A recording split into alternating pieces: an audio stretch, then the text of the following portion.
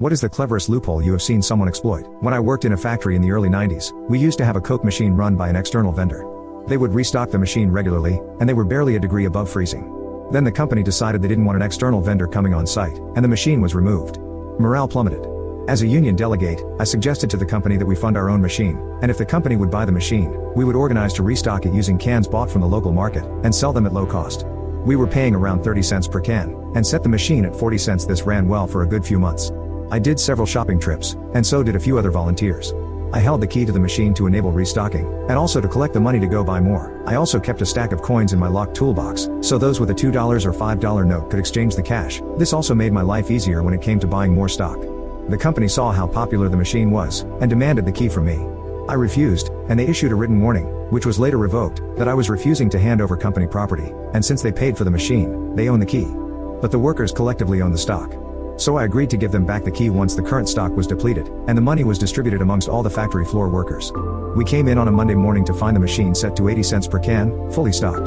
There were complaints all round. After a few days, I noticed a 50-cent coin sat on top of the machine.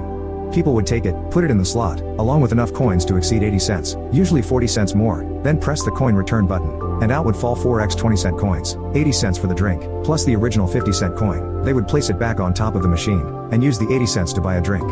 Due to a fault in the machine, they were effectively paying the same 40 cents price as before. A few weeks passed, and this trick became very well known, and used for more than 50% of purchases. Then I get hauled into the office. They accused me of making another key to the machine, and stealing coins out of it. I knew why the coin box was short, because of the 50-cent trick, but I didn't say anything. I asked them to prove that I stole the money, check inside the machine for fingerprints etc., and swore black and blue I didn't take any money, and they had the only key. Due to no proof, the accusation didn't stick, but they watched me like a hawk. A few more weeks pass, and they haul me in again.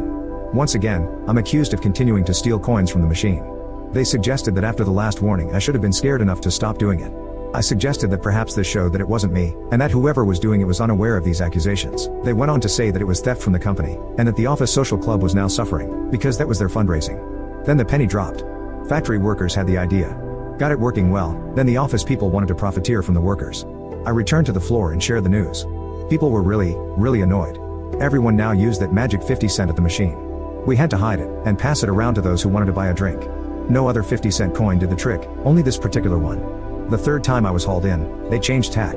They had worked out how many cans versus how much money was in the machine, and must have arrived at approximately 40 cents per can. They now accused me of setting the machine back to 40 cents, from the 80 cents price they had set.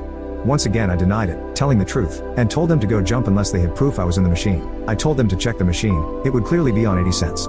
They must have, because they dropped the accusation quickly.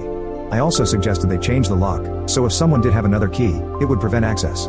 It went quiet for a long time after that, until the machine developed a different fault. The service tech who came out replaced some parts, and that particular 50-cent coin lost its magic after that. From then on, I brought my own cans in a cooler each day, and so did many other factory workers. Management weren't impressed that the little office fundraiser, at our expense, was performing so poorly, that they ended up taking the machine away for good.